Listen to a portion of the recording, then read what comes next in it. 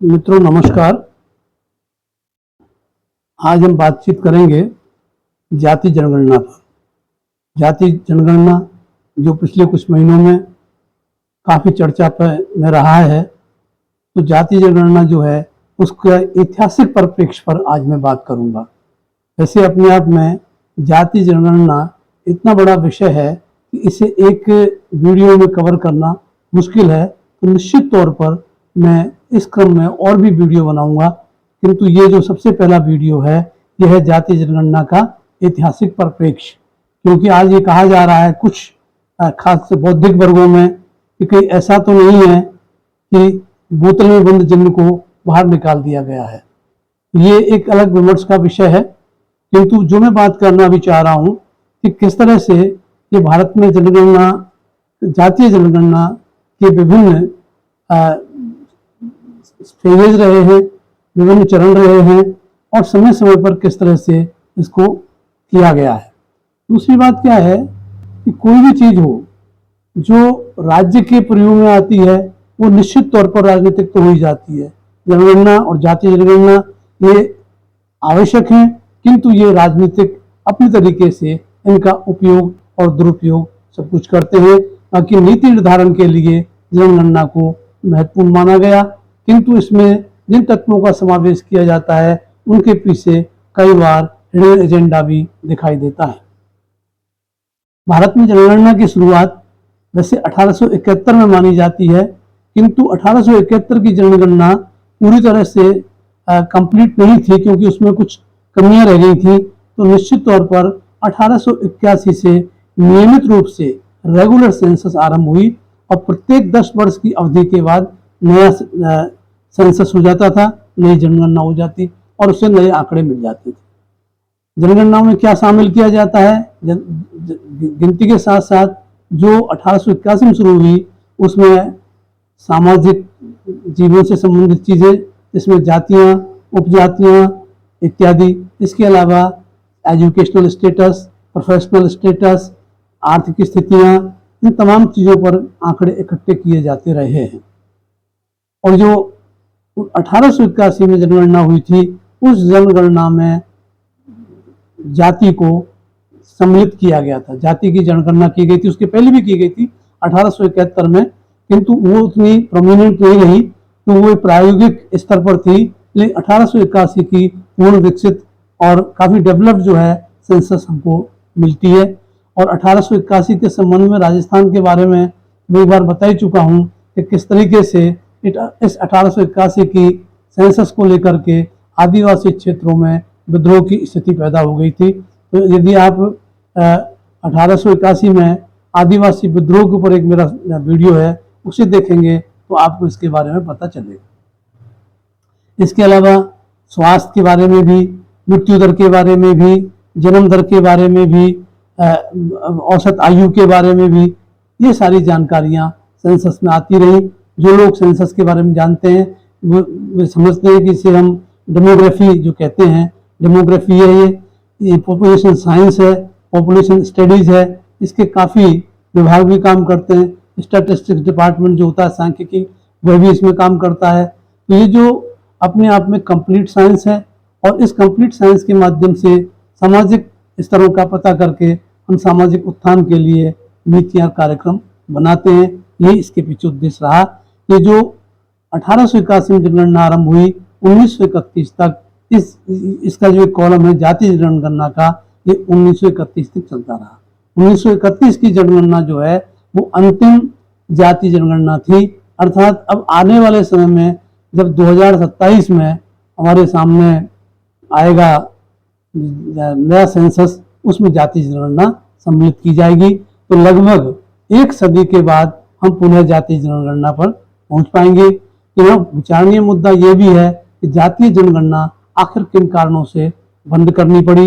वैसे 1941 में जातीय जनगणना तो हुई थी, किंतु उसके आंकड़े अनेक कारणों से सार्वजनिक नहीं किए गए थे। उसके पीछे क्या राजनीति थी, लेकिन सेकेंड वर्ल्ड वार का भी मामला था। सेकेंड वर्ल्ड वार उस समय चल रहा था, इससे कहीं कोई विभाजन ना हो, विभाजनकारी समाज में, राष्ट्र में, तो उन्होंने इसको सार्वजनिक नहीं किया 1941 में। आजादी के बाद 1948 में जनगणना अधिनियम पारित हुआ और जनगणना अधिनियम पारित होने के बाद जनगणना को कानूनी और संवैधानिक दर्जा मिल गया, या हम कहें एक संवैधानिक बाध्यता हो गई कि प्रत्येक दशाब्दी में, प्रत्येक 10 वर्ष के बाद अनिवार्य तौर पर जनगणना की जाएगी। किंतु इस बार की जनगणना में एक्स्ट्रा ऑर्डिनरी विलम्ब हुआ है, क्योंकि 2021 में जो जनगणना के आंकड़े आ जाने चाहिए थे वे आज अभी 25 तक नहीं आए हैं।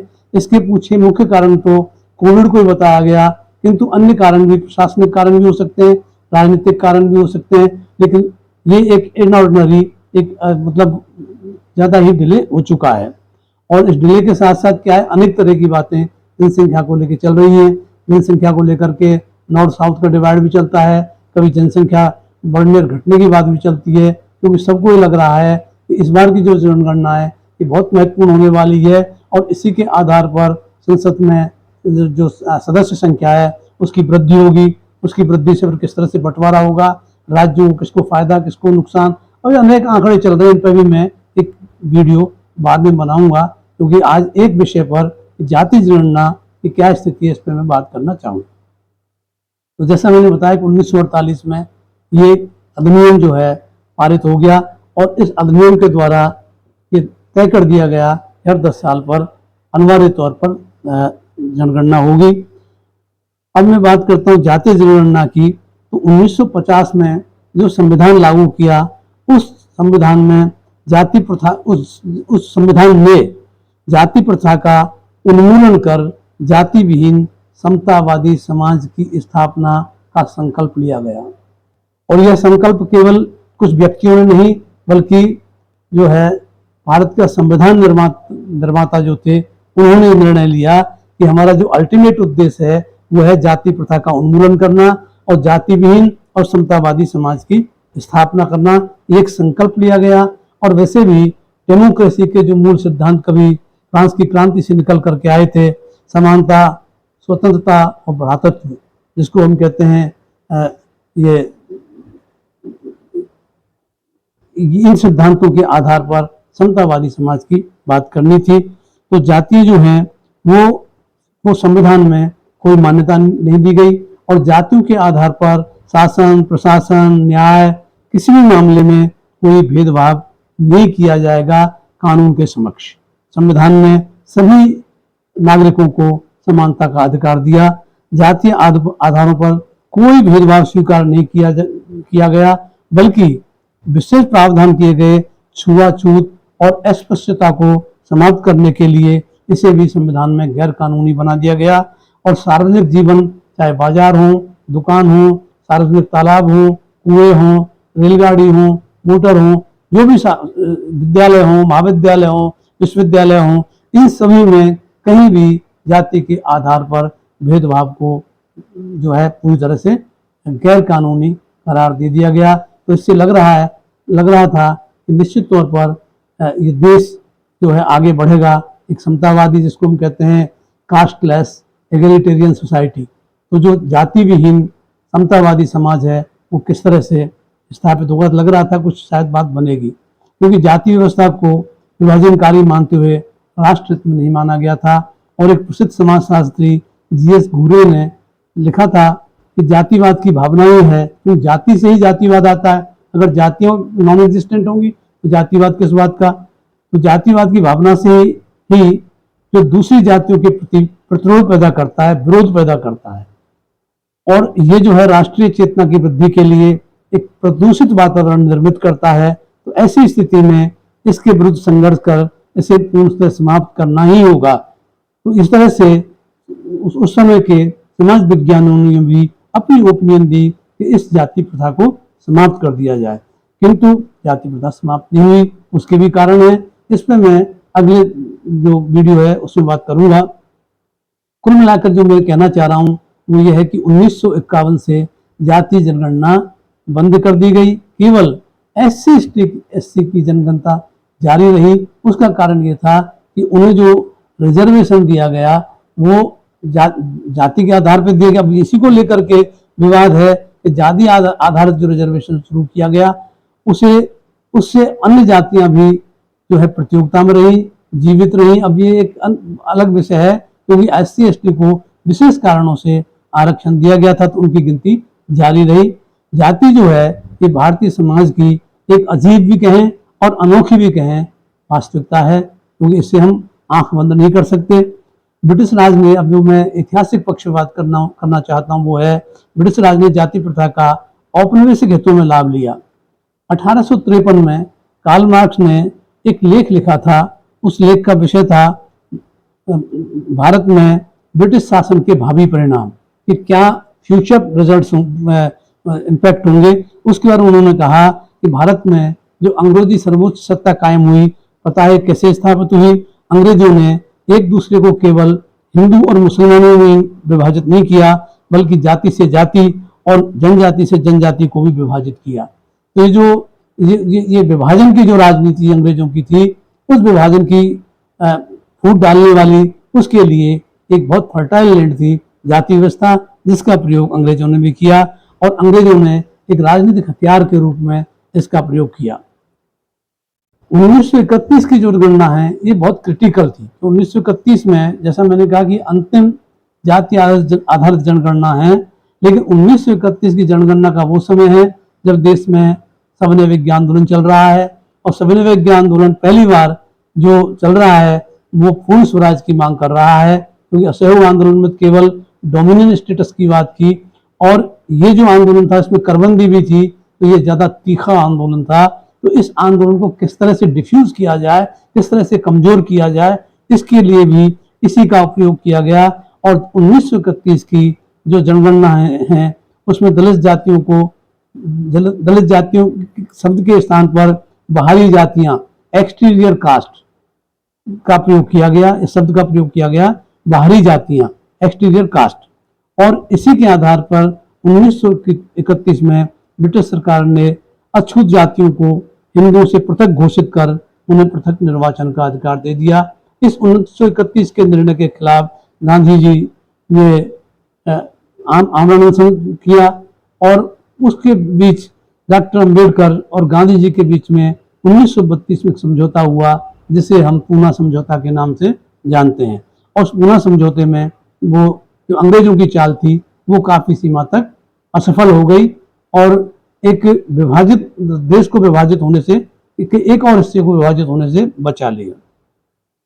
अब जब 1991 में जब जाति जनगणना बंद की गई, उसके बाद भी जो कुछ निहित स्वार्थी तत्व थे उन्होंने राजनीतिक लाभ लेने के लिए इसका राजनीति में खुलकर प्रयोग किया, जबकि राजनीति में जाति के उपयोग को पूर्णतः प्रतिबंधित किया गया, किंतु उसे फिर भी लोगों ने जारी रखा। और जारी रखने के अनेक कारण हैं। मैंने स्वयं जो है एक किताब लिखी है, caste politics in India since independence, और उसमें विशेष जो स्टडी है वो राजस्थान की है, ये स्टडी ऑफ राजस्थान, किंतु उसमें ऑल इंडिया के जो ट्रेंड्स हैं उन सबको समाहित किया गया है। तो कभी अवसर मिले तो आप मेरी पुस्तक caste politics in India since independence पढ़ें, तो उसमें सारे तथ्य आपके सामने आएंगे। और इस पर मैं अलग से भी वीडियो बनाऊंगा, तो किस तरह से राजनीति में इसका खुलकर प्रयोग होने लगा, और एक इतना बढ़िया सिस्टम हो गया कि जातीय आधारित संगठन बनने लगे। जातीय आधारित संगठनों का एक चैनल बन गया कि वहां से किसी भी राजनीति में जाया जा सकता है। पहले जातीय संगठन में अपनी राजनीति चमकाओ, उसके बाद जो पॉलिटिकल पार्टी अच्छी शर्तें दे या जिस पॉलिटिकल पार्टी की टीआरपी अच्छी चल रही हो उसमें घुस जाया जाए। पर ये अलग विषय है। मैं जो मूल विषय में बात कर रहा हूँ, जातीय जनगणना का ऐतिहासिक जो है परिप्रेक्ष्य क्या रहा, उसी संबंध में अब मैं जो आगे बात करना चाह रहा हूँ वो ये है कि 1951 बंद कर दिया, 1950 के संविधान ने इसको प्रतिबंधित कर दिया, किंतु कुछ पिछड़ी जातियां जो आरक्षण से वंचित रह गई थी वे आवाज उठाती रहीं, और उनका ये कहना रहा कि हमारी जातीय जनगणना करें, और जातीय जनगणना के आधार पर हमें जो हमारा हक बनता है वो हमको भी रिजर्वेशन दें। इन वंचितों में एक जो दूसरा तबका बाद में शामिल हुआ, मेन रूप से वे लोग थे जो या तो शिल्पकार थे, मकान बनाने वाले, कारीगर, मिस्त्री और दूसरे और काम करने वाले, इसके अलावा जो जजमानी सिस्टम के अंतर्गत लकड़ी का काम, लोहे का काम, इसके अलावा मिट्टी के बर्तनों का काम, ये तमाम काम जो करते थे, बाल काटने का काम, ये सब वंचित रह गए थे। तो इन वंचितों को की आवाज लगातार चलती रही और 1953 में सरकार ने पहला अन्य पिछड़ा आयोग गठित किया। 1953 में कालेलकर आयोग के नाम से ये जाना जाता है, किंतु इसकी अनुशंसाओं को लागू नहीं किया जा सका क्योंकि अनेक अन्य प्रभावी जातियां जो इसके अंतर्गत नहीं आ रही थी वे भी इसकी विरोधी हो गई और ये कुल मिलाकर के दब करके रह गया। किंतु 1977 में जब जनता सरकार बनी तो फिर ये जो जातियों का मामला है और वंचितों के रिजर्वेशन का मामला है ये परवान चढ़ा। इसका कारण ये था कि जो जनता पार्टी के घटक दल थे उसमें खासतौर पर समाजवादी पार्टी, जिसमें कर्पूरी ठाकुर, राम मनोहर लोहिया, ये अग्रणी लोग थे जो पिछड़ों और वंचित पिछड़ों को आरक्षण दिलवाना चाहते थे। इसके अलावा एक घटक लोकदल का था जिसमें चौधरी चरण सिंह प्रमुख नेता थे, वे भी पिछड़े वर्गों को रिजर्वेशन की बात करते थे। और तो ये दो घटक खास थे। तीसरा घटक कांग्रेस संगठन का था, तो संगठन कांग्रेस के तो प्रधानमंत्री थे मोरारजी देसाई, तो उन्होंने इस पर कोई खास बात नहीं की। किंतु जो जनसंघ घटक था, जनसंघ घटक इसके अगेंस्ट था, किंतु मेजोरिटी जनसंघ घटक की नहीं थी। ऐसी स्थिति में 1979 में मोरारजी देसाई के ही नेतृत्व में, उसके बाद तो लगातार आयाराम गयाराम जो व्यवस्था रही, तो उन्होंने जो है 1979 में मंडल आयोग का गठन कर दिया और मंडल आयोग ने तुरंत 1980 में रिपोर्ट भी दे दी।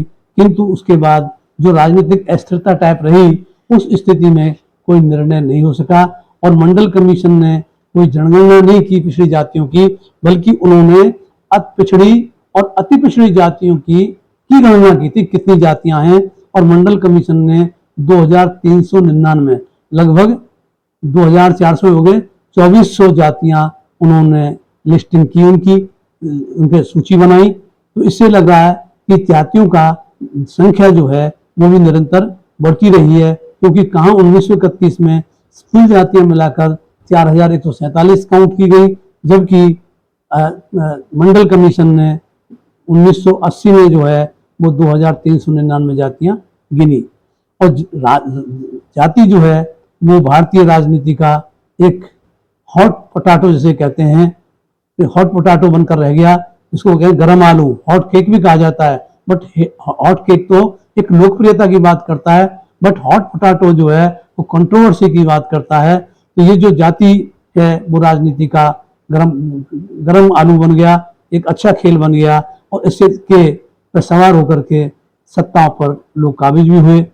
7 अगस्त 1980 के बाद क्या हुआ कि ये पड़ी रही, लेकिन जब बीपी सिंह के नेतृत्व में सरकार बनी तो 1989 में, तो वो जो सरकार थी वो बीजेपी के समर्थन से बनी थी और मंडल बीजेपी को के और विश्वनाथ प्रताप सिंह के बीच में एक जो है रिफ्ट पड़ गई। ऐसी स्थिति में बीजेपी को डाउन करने के लिए और अन्य पिछड़ा वर्ग जो कि काफी आगे बढ़ रहा था उनका साथ लेने के लिए 7 अगस्त 1990 को मंडल आयोग रिपोर्ट को लागू करने की घोषणा संसद में कर दी। उसके बाद मंडल आयोग की रिपोर्ट के बाद क्या कुछ हुआ उस पर मैं यहाँ बात नहीं करूंगा, उस पर अलग से मंडल आयोग पर भी अब मैं एक अलग से वीडियो बनाऊंगा। आने वाले समय में मैं इस विषय से संबंधित निरंतर 7-8 वीडियो प्रस्तुत करूंगा।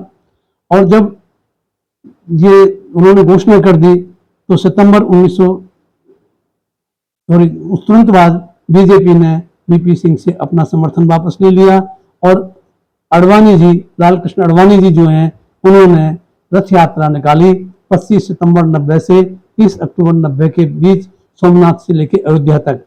और इस दौरान भारतीय समाज में, राजनीति में मंडल और कमंडल का विवाद जम करके चला और कौन किस पर हावी रहेगा ये भी चला। तो थोड़ी तौर पर तो डाउन हुई बीजेपी, किंतु आगे चल के उनको उसका लाभ मिला।